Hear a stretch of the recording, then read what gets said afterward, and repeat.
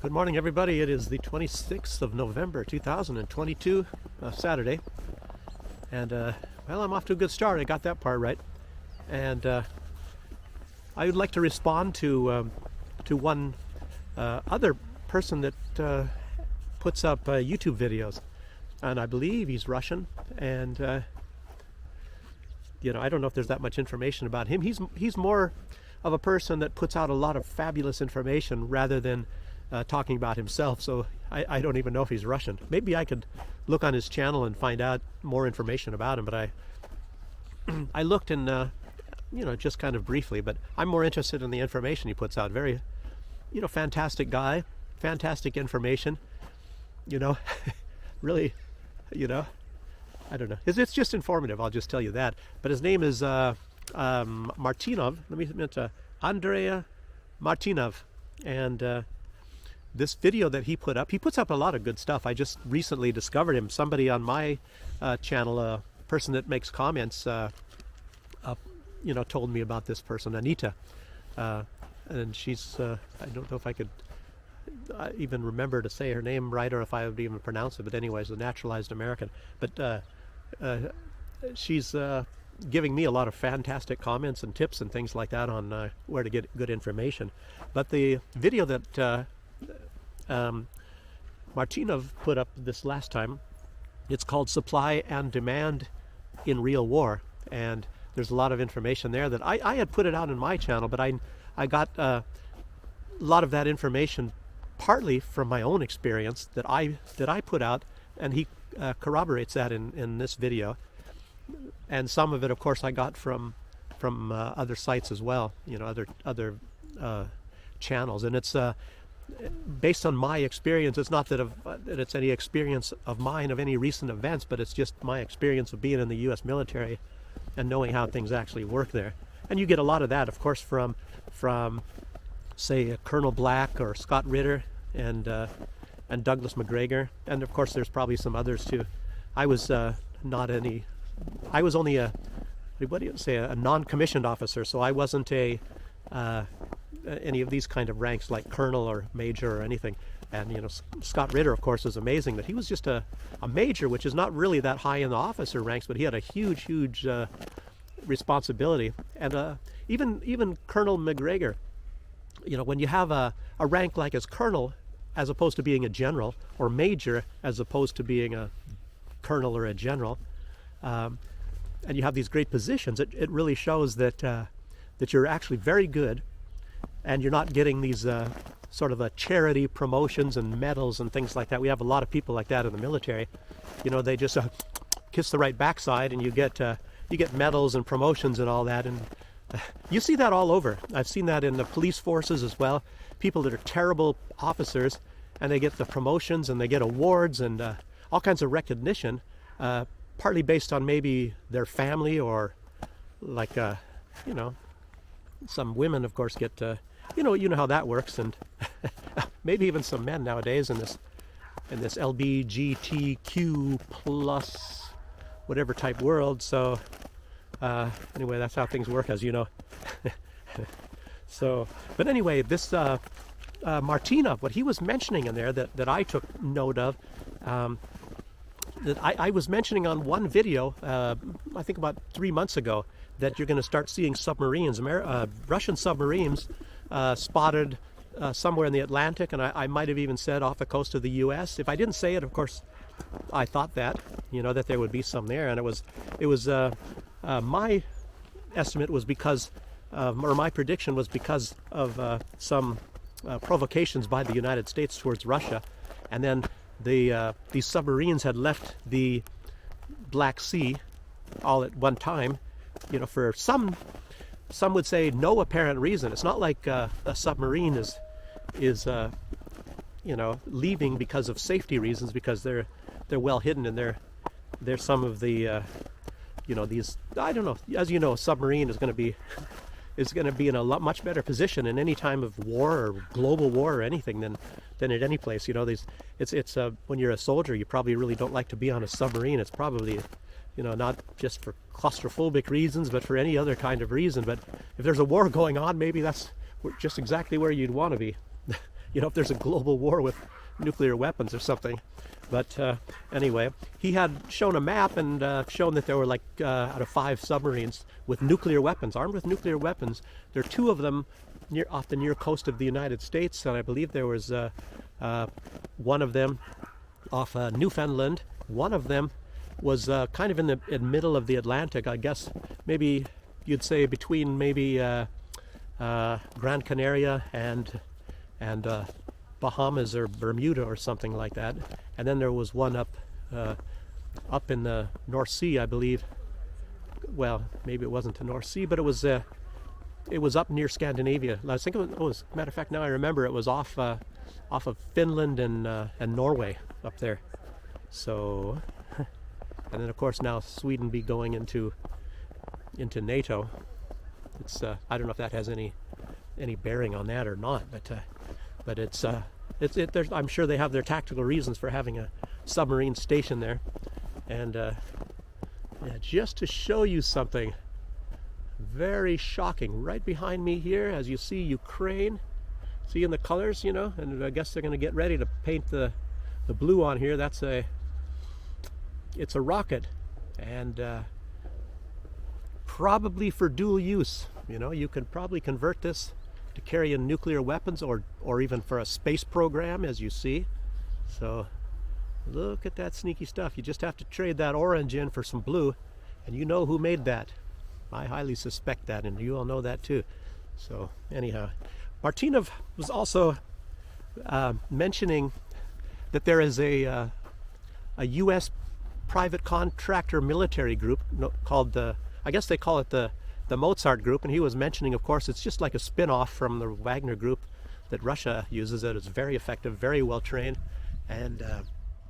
but this one's called the Mozart Group, and I believe he hinted at the fact that these people had been there since 2014, and I know the U.S. has had military in Ukraine since that time, since 2000. Matter of fact, probably before 2014, because that's where I based some of my experience being in the military, and I was in units where we were deep into Iraq long before the Desert Storm War started. So I'm not me myself, but soldiers that were in my platoon and in my company and all, they were up there, and it's but I've seen it so many times, and I've been close to a lot of things without really being involved myself. I've known people.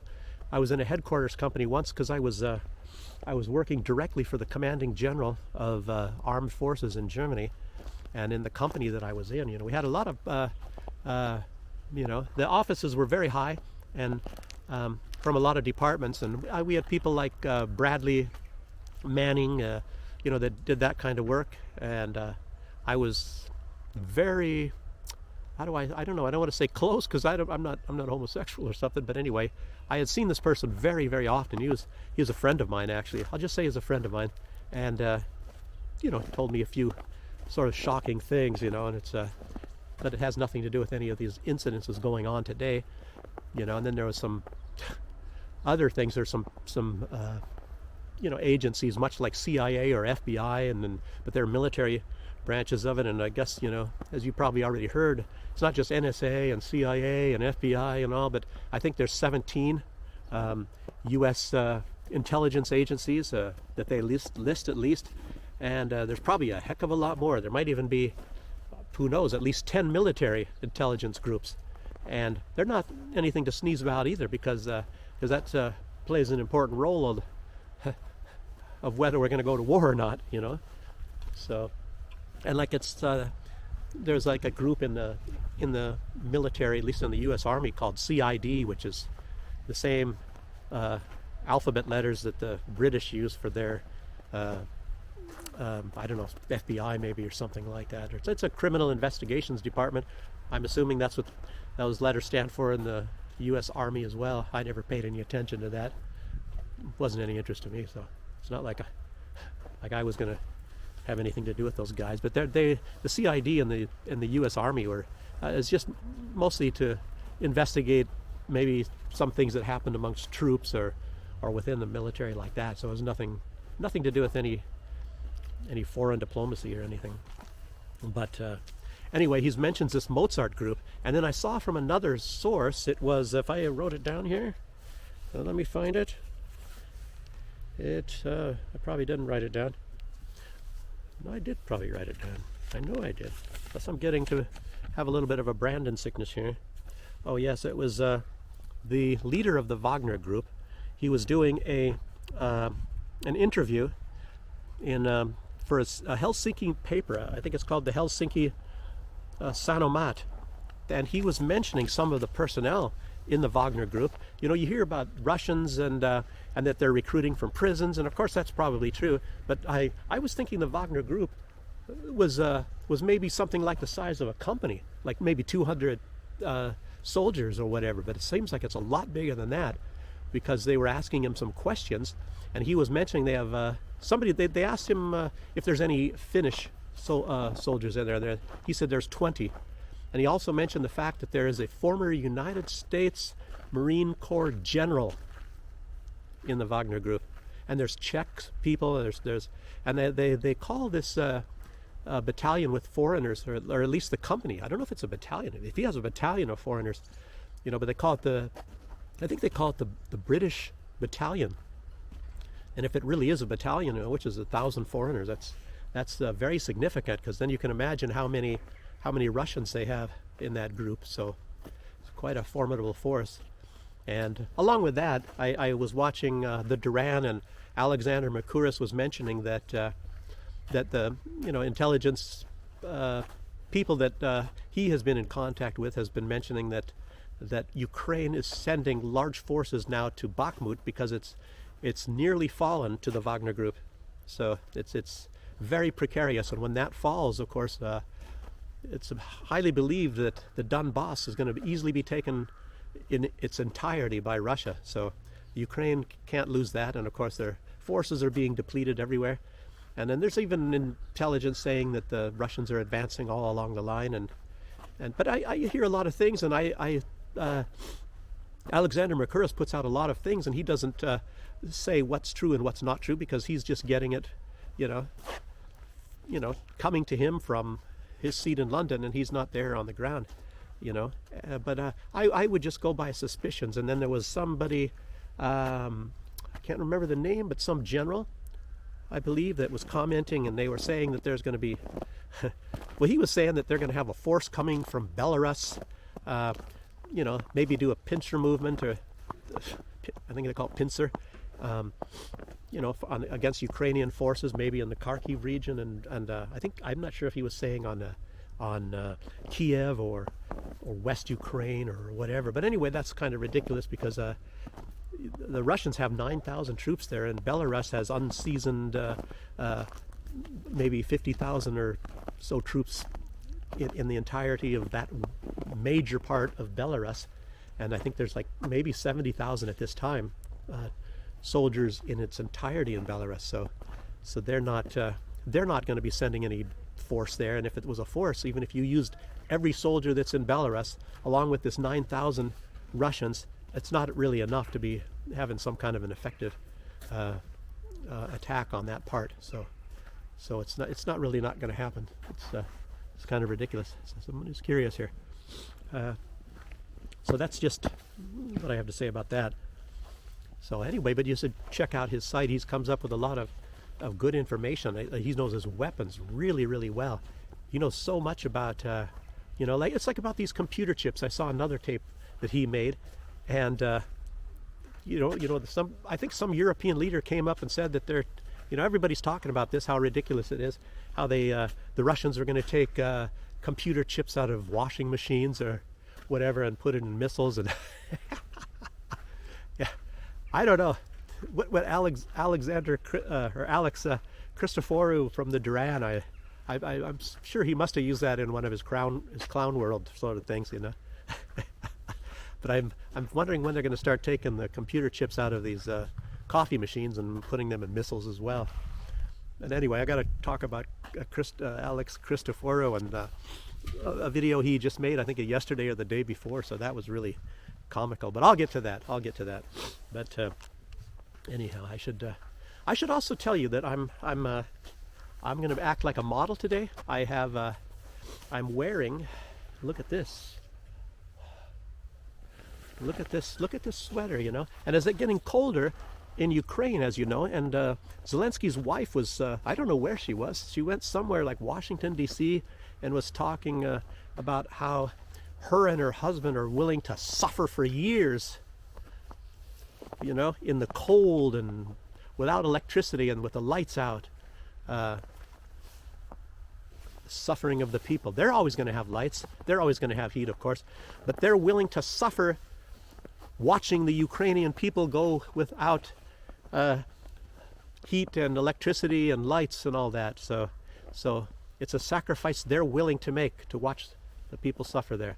And I was just going to suggest, you know, in case Zelensky goes to visit any of these people, he should get a sweater like this, you know, because look at it's the nice, beautiful green that he seems to like, and it's made in northern Black Sea neutral Turkey.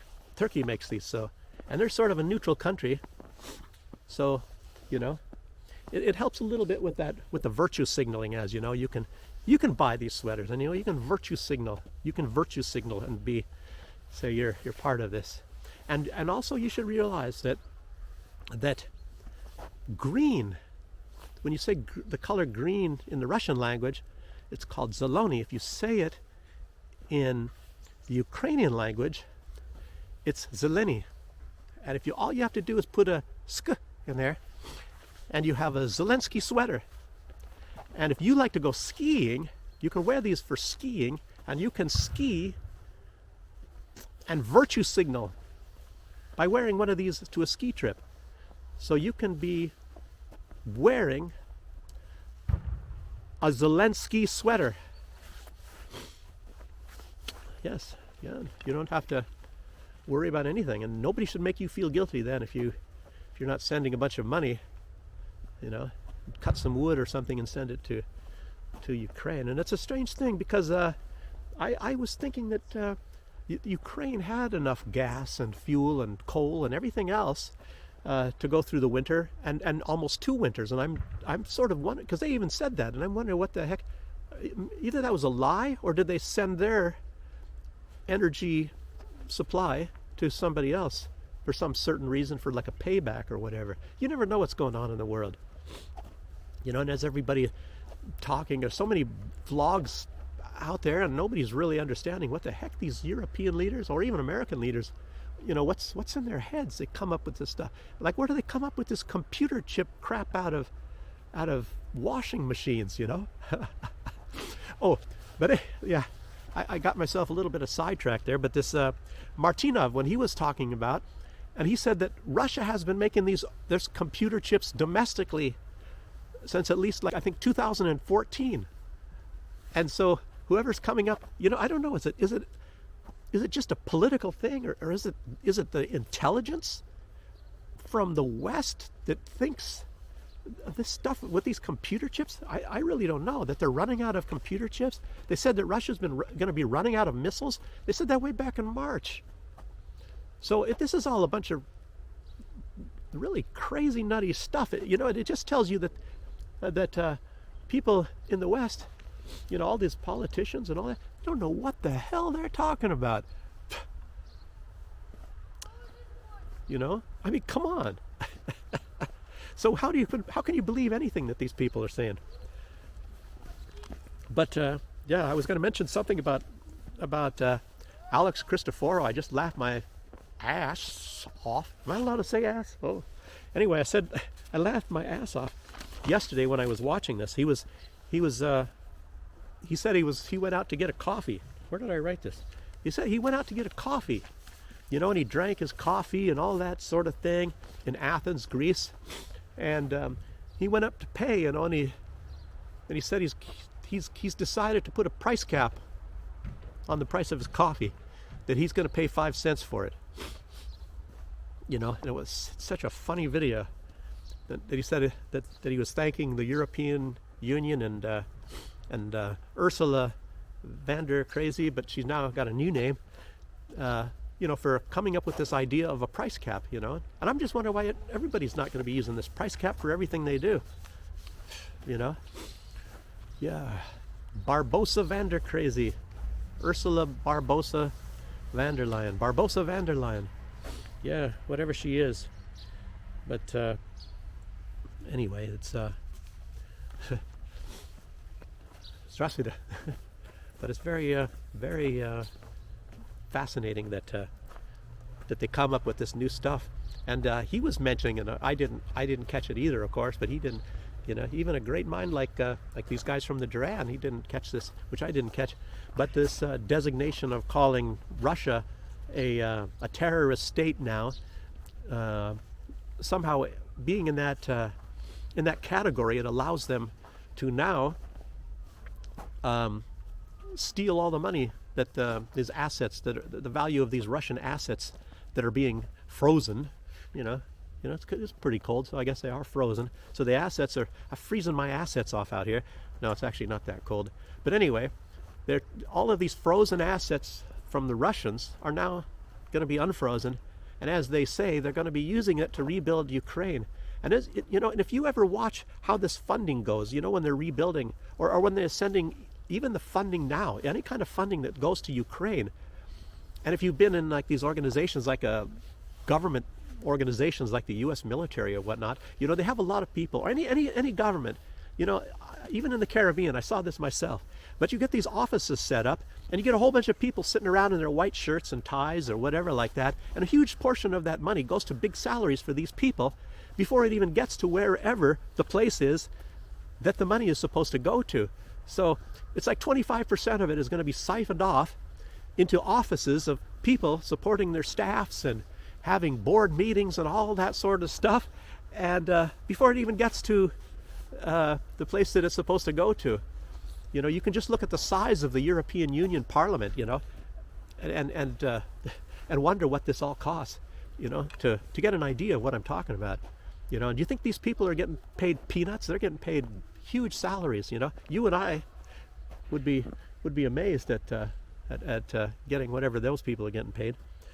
Young boys calling to me here, but anyhow, but they're never going to tell you. They're never going to tell you how much of that money actually makes it there. But you all heard about this kind of stuff, and it's all hush hush. As they're getting more and more control over all the media, you hear less and less about this, and of course that emboldens them, and they get to take even more and more money. So none of this stuff really ever gets to the point of where the cause of the cause that they're trying to fund, or whatever that is. A little bit of Brandon brain kind of thinking I'm doing right now, so bear with me. And so what else do I have here? Do I have anything great except for my great sweater here? You can buy yourself a Zelensky sweater for your winter escapades now, and costs $20 here in Belarus. Very rare. Probably can't find it. When I came here last year, I bought it in December. It was like $20 US. When you do the what do you call it? I don't know. Whenever I get this camera turned on, I lose my vocabulary. But the exchange rate, it was like $20 US. So, but it was. I only saw one anyway, and this you don't find any more of these. So Zelensky, I'm kind of scared that he might come and send some people to raid my living quarters to try to get this sweater, because it looks like something that he might really want to wear with the Zelensky color on it. And you thought he was virtue signaling for his troops, out there in the front line, to say, I'm one of you. And look at me, I put on a helmet and a flak vest every now and then for a photo opportunity to be displayed all over the world, and people will talk about me as being a great hero as I'm increasing the size of my bank account, and now a billionaire, working on that second billion. But of course, some of this funding, I think, has stopped a little bit. So they were projecting he would be I think it was like by February he would be a multi-billionaire. But I think maybe it's been slowed down a little bit. And I think the West, they say they're being tired of him, but that doesn't mean they're getting tired of this war. Trust me about that. Whatever it takes, as you've heard, as long as it takes, as you've heard, and they're still talking like that. And it's just a different element. They're starting to get a little bit scared. In reality, they're starting to get Russophobic. But, you know, this word Russophobic, you know, it implies that they have a fear of Russia, but they didn't have a fear of Russia, but now they are starting to, because I think they're starting to look at what Russia is gearing up towards in Ukraine. And I'll tell you, even though I'm tempted to be, to have the attitude like a lot of these people in vlogs to say that Russia is going to, you know, do what everybody was thinking they're going to do at the first, like the Americans do, and just go in and carpet bomb and kill everybody and everything and destroy everything, destroy all the bridges and all the power supplies and the water supply and electricity, you know, and the television stations. That's what the U.S. always normally does, and whenever they kick off a war, and they do it as fast as they can, sort of like the shock and awe blitzkrieg combination like I was talking about in the last video. But I don't think Russia's going to do that, because of course they have a lot different I don't want to say ideology, but they look at things a lot different. I don't think Russia has ever conducted a blitzkrieg in their military history, so that's something for the military statisticians to talk about, and not me, because I'm just a regular old soldier type of guy that wasn't involved in any of that sort of thing. So you have to you know, go with that on yourself there. And on your own. Gosh, get tongue-tied. Some guy was probably waiting for me there. I don't know if he wanted to see what I was doing or try to talk to me in English. He heard, maybe he was just trying to listen and see what language I was speaking. You know, there's not that many people speaking some foreign languages, unless it's like Uzbekistani or Ukrainian or something that sounds somewhat Slavic. But when they hear me, it's like everything stops, and they stare like you know, like somebody just took their clothes off or something like that. So I just keep looking down and see if my zipper's zipped up or something whenever anybody hears me speaking and looking at me. So that's how that is, you know. Stressy. Yeah, pretty girls even. Anyway, so I think that's about where I can leave that right now. And for some of you new viewers, there's been a few, I guess. I'm still living out of a suitcase, and I'm taking Russian classes and learning very slowly. But that's how that goes. I have to go with the pace. You can't learn a language that fast, you know. You're going to get, I mean, especially you get some language that comes from a different family rather than, say, English, which is a Teutonic language, or, you know, if you're trying to learn like Romanian or something like that, and your regular language is Spanish or whatever, you know, those are Romance languages, and in that family, I'm not saying you can learn it faster, but at least you can be understood and understand everything a lot easier. But here, you know, it's a little bit, you know, confusing, because they have some sort of a what the Germans would call a Fremdwörter, you know, which is you know, foreign words, and then of course the spelling, and it's written in Cyrillic alphabet, so it kind of confuses you. And then some of the words and things are almost identical, but they have a completely different meaning. And then it's just like the letters, the Russian letters, you know, you know, it's the letters look identical sometimes to our Latin letters, but they're a different letter. Like when you see the N, it's actually a P, and when you see the P, it's actually an R, and the U is actually like an I, and so, you know, you can get thrown off by that, and then you sometimes you see in handwriting, you know, like I'm pretty good at handwriting, so, you know, you write it out, and it looks exactly like something in English, but it's a completely different word. I even get confused by my own handwriting, you know. It makes you wonder what would happen if Joe Biden were out here trying to learn Russian. You know, talk about, you know, a tendency to get confused too easy. That's how that is. But anyway, as I say, things will be changing. I was telling somebody on a note that in my channel I'm going to be hopefully a little bit in the future get a little bit better with this tech stuff, and have like playlists or something, and and some people might be more interested in knowing what it's like to live in Belarus. And most of the time I'm talking about geopolitics, because it seems like a lot of people are more interested in that, and of course I'm interested in that too. And putting a little twist sometimes, at least I hope to try to add maybe a viewpoint, as it is based on people in Belarus and all that. So, and I should add to that with something I just said, when some general was saying, and some people are suspecting that they're going to have some sort of an offensive coming from Belarus. It's not going to happen, buddy. Because if you know the Belarusian people, and Lukashenko, he's very aware of the mindset of the people of Belarus. They don't want any kind of a war with Ukraine. As a matter of fact, they have a lot of friendship with Ukrainian people. It might be different, when you look at the government, and some people always equate the government as being the people when it's actually not. I can make a video on that alone, based on U.S., even how my attitude was when I was in the military. The government is not the people. So the government is just some sort of a temporary custodian of the laws or the enforcement of the laws of a country or whatever. Terrible. And then they do some terrible things. Look at the United States right now. But anyway, I doubt very, very, very much, unless there's some sort of a very strong provocation. There has been some light provocations already from Ukraine.